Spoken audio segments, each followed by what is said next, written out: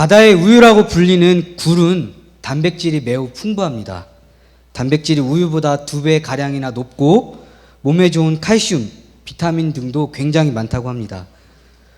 흐물흐물해 보이는 그 굴에게도요, 굉장히 있을 것은 다 있습니다. 입도 있고요, 위, 내장, 근육도 다 있습니다. 그리고 심장, 혈관, 심지어는 항문도 있습니다. 그리고 아가미가 있어가지고 이렇게 쉽게 호흡을 한다고 합니다. 그리고 외투막이라는 얇은 막이 껍데기를 자라게 해주고 동시에 몸을 보호해주는 역할도 합니다. 굴은 주로 플랑크톤을 먹고 사는데 바닷물 속에 사는 플랑크톤을 다 먹고 산다고 합니다. 그런데 굴이 만들어낼 수 있는 최고의 보물이 있습니다. 뭘까요? 굴이 만들어낼 수 있는 최고의 보물. 네, 크게 한번 외쳐주시겠어요? 자신 있게 진주죠, 진주. 네, 굴에게서도 진주가 납니다. 진주는요, 오랜 옛날부터 값비싼 소중한 보물로 여겨져 왔습니다. 그렇다면 여러분들은 굴이 진주를 어떻게 만들어내는지 아시나요? 진주는요, 굴 안에 아주 작은 모래알이 들어가게 되면은 그것으로부터 바로 진주가 탄생하게 됩니다. 굴 속에 들어온 작은 모래알이나 돌의 파편이 굴을 계속해서 괴롭히게 됩니다. 이것은 마치 우리 눈에 작은 먼지가 들어와도 계속해서 눈물을 흘리는 것과 같다는 것입니다. 눈에 들어간 먼지는 계속해서 성가시게 되고 우리 눈에선 결국 무엇을 흘리게 되죠? 네, 눈물을 흘리게 되죠. 그래서 가능한 한 빨리 눈에서부터 그 먼지를 빼어낼 수 있게끔 만든다는 것입니다. 이와 마찬가지로 굴도 굴 속에 들어온 모래알이나 돌의 파편들을 그냥 놔두면은 굴이 염증에 생기어서 죽게 된다는 것입니다. 그래서 굴은 자신을 보호하기 위해 껍질을 자라게 하는 물질을 분비해서 그 모래알을 한 겹 한 겹 감싸게 됩니다. 그래서 모래알을 한 겹 한 겹 감쌀 때마다 값비싼 진주가 된다는 것입니다. 진주에게도 이런 시련이 있습니다. 굉장히 아픈 일이죠. 마찬가지로 우리 인생을 살아가면서도 여러분에게도 시련과 아픔, 문제가 있다는 것입니다. 우리가 겪는 고통을 2가지로 설명할 수 있는데요. 하나는 살아가면서 당연히 겪는 고통이고, 다른 하나는 겪지 않아도 될 일인데 예기치 않게 겪는 일을 발생하게 된다는 것입니다. 오늘 본문에는 살아가면서 예기치 않게 겪게 되는 시련을 겪는 여인의 모습이 나오게 됩니다.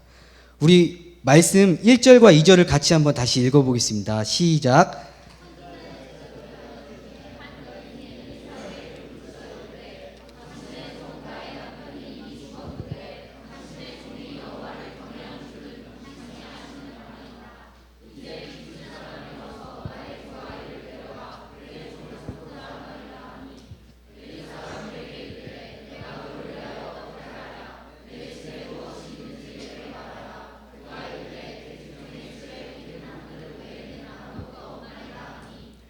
일절에 보면은 선지자의 생도의 부인이 엘리사에게 나와서 자신의 사정을 이야기합니다. 자신의 남편이 빚을 지고 죽었습니다. 그리고 체주가 자신의 2 아들을 가져가려고 한다는 것입니다.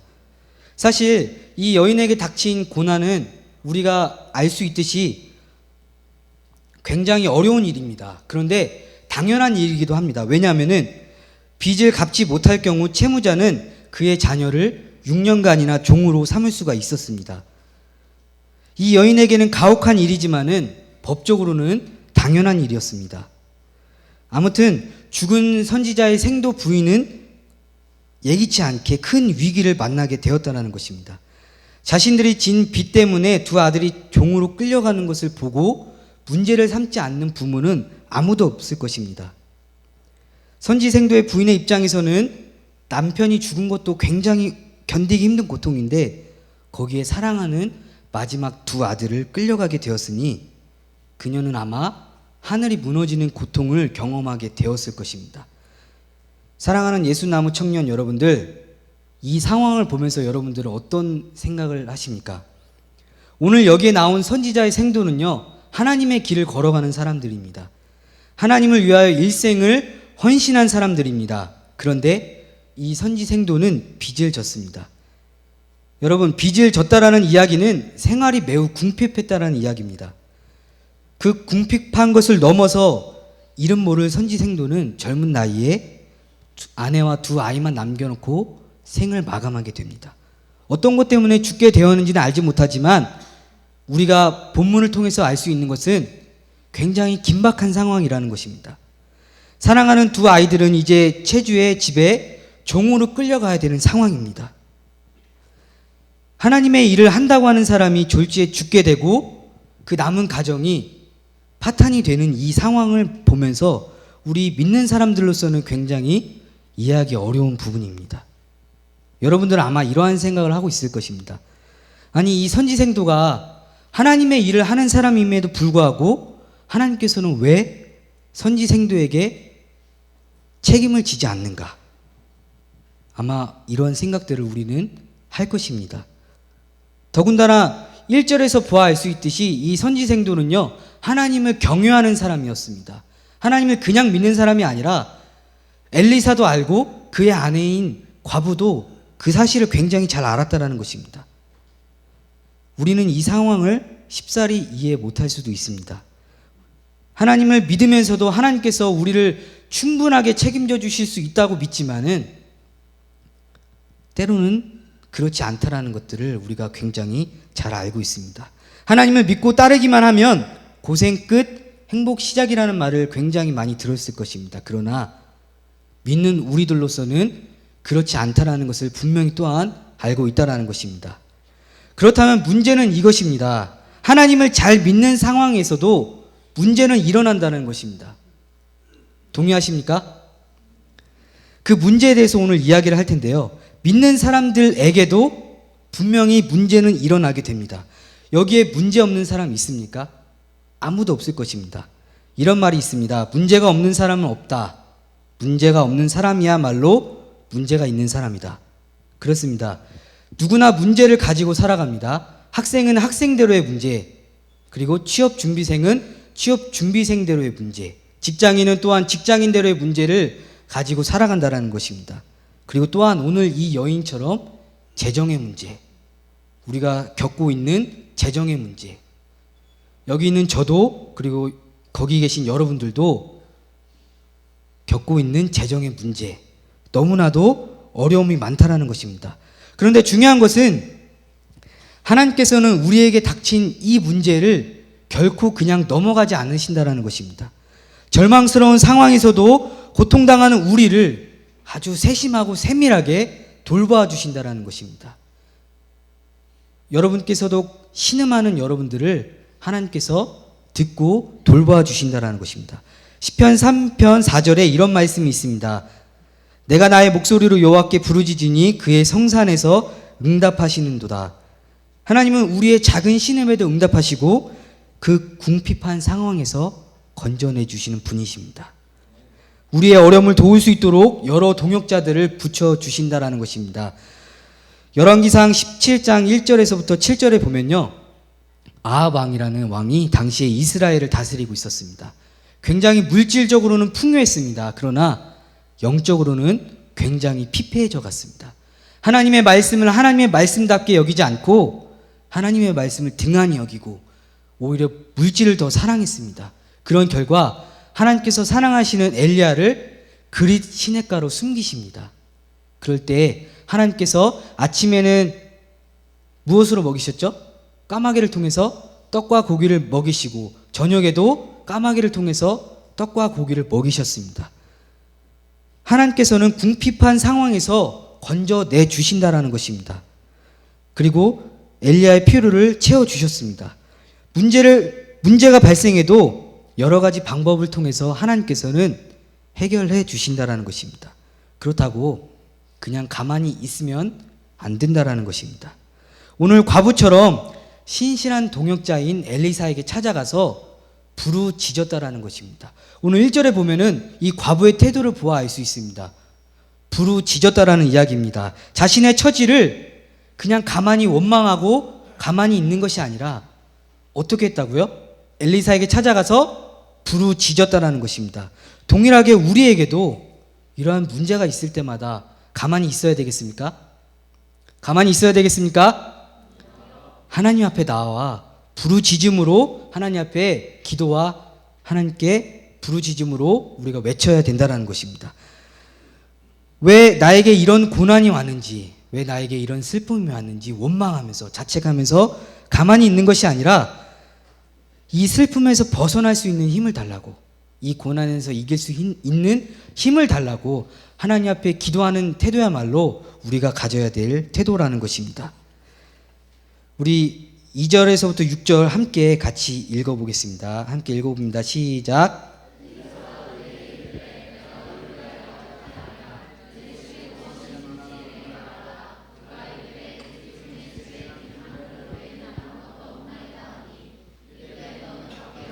모든 이웃에게 그릇을 빌리라. 빈 그릇을 빌리되 조금 빌리지 말고 너는 내 두 아들과 함께 들어가서 문을 닫고 그 모든 그릇에 기름을 부어서 차는 대로 옮겨 놓으라 하니라.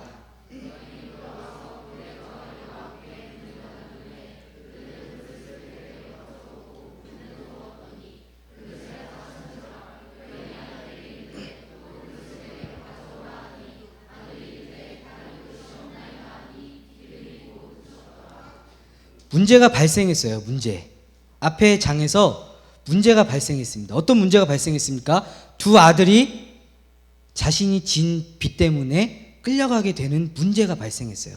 그리고 엘리사를 찾아가서 문제 해결해 달라는 방법을 요구합니다. 그러자 엘리사가 이렇게 응답했죠. 너의 집에 무엇이 있느냐? 2절 말씀에 너의 집에 무엇이 있느냐? 여러분, 엘리사가 왜 이런 질문을 했을까요?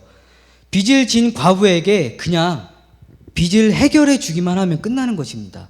능력이 많은 엘리사는 하나님께 기도해서 하늘에서 당장 금을 내려달라고 해서 그 여인에게 금을 주면서 이 금을 팔아서 너가 진 빚을 다 갚아라, 이렇게 할 수도 있는 능력자였습니다.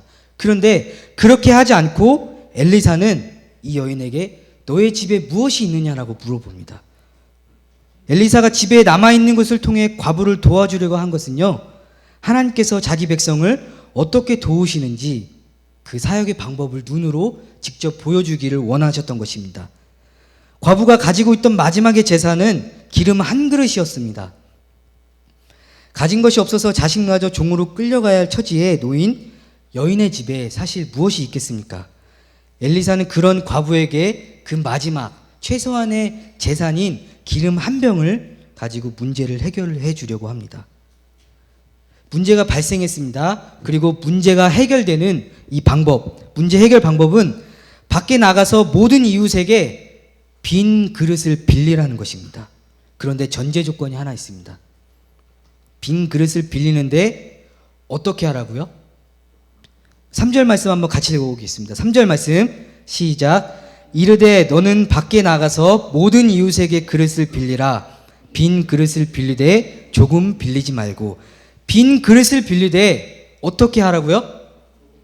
조금 빌리지 말고, 여기서는 제 말입니다. 아주 많이 빌려라. 빈 그릇을 빌리지 말고 아주 많이 빌려라. 과부의 입장에서는 사실 문제 해결 방법이, 여러분 한번 생각해 보세요. 제가 빚을 졌어요. 당장 돈으로 해결 받아야 되는데 엘리사는 빈 그릇을 빌리래요. 여러분 같으면 그 말씀에 순종할 수 있겠습니까? 그런데 이 과부는 지푸라기라도 잡는 심정으로 엘리사의 말씀을 믿고 나아갔다라는 것입니다. 굉장히 이 과부의 마음은, 심정이 굉장히 어려웠을 거예요. 이 과부가 기름이 한 병 남기까지 그동안 이웃들에게 얼마나 아쉬운 소리를 했을까요? 제발 도와주세요. 제 아들이 종으로 끌려가게 되었습니다. 제발 저를 도와주세요. 얼마나 아쉬운 소리를 했을까요? 그런데 문제 해결 방법에서 다른 것들이 아니라 빈 그릇을 빌려달라고 이웃들에게 빌렸을 때 그 과부의 심정은 어떠했냐는 것입니다. 이것은요, 단순히 엘리사의 말을 믿어서가 아니라 온전하게 100% 그 말씀에 순종하지 않으면은 이 기적은 일어나지 않았다라는 것입니다. 그리고 엘리사가 과부에게 지시합니다. 우리 4절 말씀을 한번 같이 읽어보겠습니다. 시작.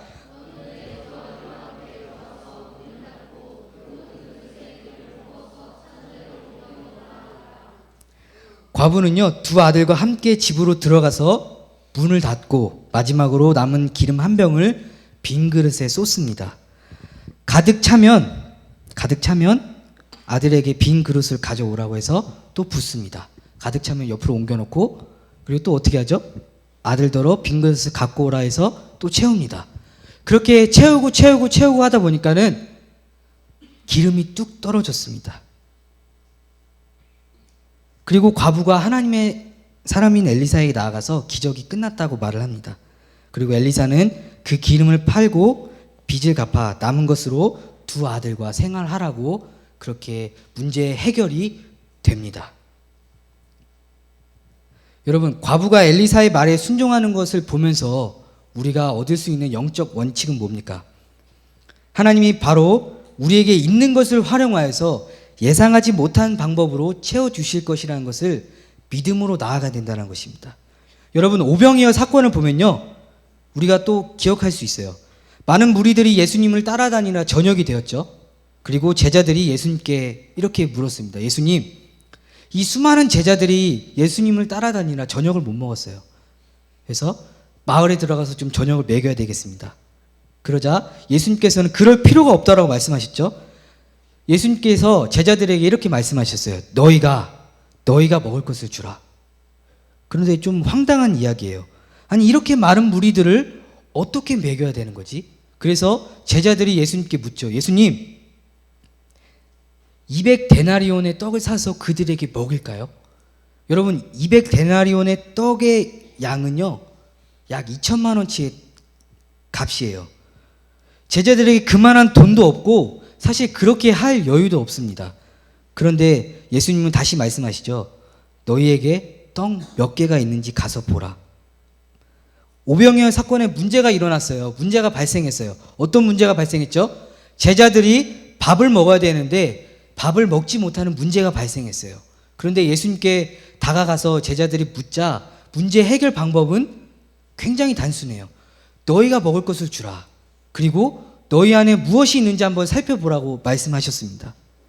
무엇이 있었죠? 떡 몇 개죠? 떡 5개와 물고기 2마리가 있었죠. 그리고 그것을 가지고 5,000명을 먹이셨습니다. 문제 해결은 어쩌면 간단한 것일 수 있어요. 하늘에서 돈이 뚝 떨어지고 내일 당장 취업에 합격되고 지금 걱정하고 있는 일들이 당장 해결된다고 해서 그것이 기적이 아닙니다. 우리에게 작은 것을 가지고 하나님 앞에 순종할 때 그때 기적이 일어난다는 것입니다. 오늘 말씀을 통해서 하나님께서는요, 우리의 간절한 필요를 아시고 놀라운 방법으로 채워주실 것입니다. 그리고 하나님께서는 결코 우리를 그냥 내버려 두지 않는다는 것입니다. 여러분들이 어디에서든 어디에 있든지 무엇을 하든지 하나님께 간구하기만 한다고 하면 하나님께서는 그 필요를 채워주신다는 것입니다. 미국 알래스카에는 이렇게 덩치가 큰 동물들이 떼를 지어 살고 있습니다. 한번 사진 좀 보여주시겠어요? 영어로는 무스라고 하는데요. 우리말로는 뭐라고 하는지 아세요?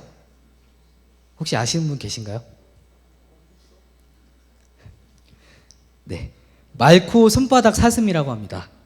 코는 말처럼 생겼고 뿔은 손바닥처럼 생겼다고 해서 붙여진 이름인데요. 이 말코 손바닥 사슴은 해마다 가을이 되면은 무리의 우두머리가 되기 위해서 수컷들이 서로 싸움을 합니다. 굉장히 치열한 전투를 벌이죠. 자신의 뿔을 상대의 뿔에 걸어가지고 우두두 갈기도 하고 마침내 상대방의 한쪽 뿔을 부러뜨리면은 그 치열한 전투는 끝이 나게 됩니다. 말코 손바닥의 뿔은요, 유일한 무기이기 때문에 뿔이 부러졌다는 의미는 그 싸움에서 진 것을 의미합니다. 그런데 가을에 일어난 전투에서 이길 수밖에 없는 말코 손바닥의 사슴의 비밀은 뭐냐면요, 몸집도 제일 크고 뿔이 제일 큰 사슴이 이긴다라는 것입니다. 몸이 제일 크고 뿔이 제일 튼튼한 사슴이 무리의 우두머리가 된다라는 것입니다. 그런데 우두머리가 되기 이전에 준비해야 될 것이 있습니다. 여름 내내 풀을 뜯어먹어서 자신의 몸집을 굉장히 키우고 뿔도 키워야 됩니다. 그래서 많고 손바닥 사슴은요, 여름 내내 준비한다라는 것입니다. 마찬가지로 우리도 준비해야 될 것이 있습니다. 어떤 것을 준비해야 될까요? 내년 2016년을 위해서 우리가 준비해야 될 것은 바로 빈 그릇을 할 수만 있는 대로 빌리는 것입니다. 할 수만 있는 대로 많이 빌리는 것입니다. 오늘 말씀을 가지고 영적으로 좀 바라봤으면 좋겠습니다. 단순히 문제가 발생하고 문제가 해결받고 그러는 것으로 끝나는 것이 아니라 우리가 영적으로 더 나아갈 때 문제가 더 이상 문제로 여겨지지 않는 상태, 여러분, 문제가 일어나고 문제가 해결되고 그 다음에 끝날 것 같습니까? 아니요. 문제가 또 일어납니다. 그리고 문제가 해결되죠. 그리고 문제가 또 일어납니다. 결국에는 문제가 계속해서 일어나는데 그 문제가 문제로 여겨지지 않는 상태에 우리가 하나님 앞에 더 가까이 나아갈 때, 하나님께로부터 체험을 받을 때 그 문제는 더 이상 문제가 되지 않는다라는 것입니다. 여러분, 엘리사가 과부에게 빈 그릇을 빌리라고 말했을 때는요, 이미 기적이 계획되고 있었습니다. 빈 그릇에 기름이 차고 넘치는 역사는 전혀 부족하지 않았다라는 것입니다. 하나님의 역사는 전혀 부족함이 없습니다. 체험에 있어서는 전혀 부족한 분이 아니시라는 것입니다. 그렇다면 무엇이 부족합니까? 여러분, 무엇이 부족합니까? 우리가 준비할 수 있는 빈 그릇이 부족하다는 것입니다. 6절 말씀에 어머니가 두 아들에게 빈 그릇을 더 가져오라고 말합니다. 그때 아들이 이렇게 말합니다. 어머니, 우리에게 더 이상 빈 그릇이 없습니다. 그러자 그때 기름이 멈추게 되었습니다. 이것을 볼 때 우리는 영적으로 캐치할 수 있습니다. 하나님의 역사는 결코 언제나 부족하지 않다라는 것입니다. 동의하십니까? 믿으십니까? 그러면 무엇이 부족합니까? 바로 우리가 준비할 수 있는 그 빈 그릇이 부족하다는 것입니다. 사랑하는 예수나무 청년들, 함께 2016년을 준비하기를 원합니다. 여러분의 각 자리에서 리더로서, 임원으로서, 팀원으로서 준비하기를 원합니다. 여러분의 빈 그릇을 준비하기를 원합니다. 이 빈 그릇은요, 여러분의 마음입니다. 사모하길 바랍니다. 사모하길 바랍니다. 채워주시는 하나님을 바라보기 전에 내가 얼만큼 준비할 수 있는지를 좀 생각하고 준비했으면 좋겠습니다. 여러분, 오병이어가 기적이 일어났던 그 놀라운 일은요, 어마어마한 데서 일어난 것이 아니에요. 떡 5개, 물고기 2마리로 5,000명을 먹이셨습니다. 아주 작은 것. 그리고 엘리사가 과부에게 물었었죠. 너에게 무엇이 있느냐? 기름 한 병은요, 과부가 가지고 있는 마지막의 재산입니다. 마지막 최소한의 재산입니다. 하나님께서는 그 작은 것을 가지고 기적을 일으키셨습니다. 여러분, 이 시간에 우리 함께 기도하기를 원합니다.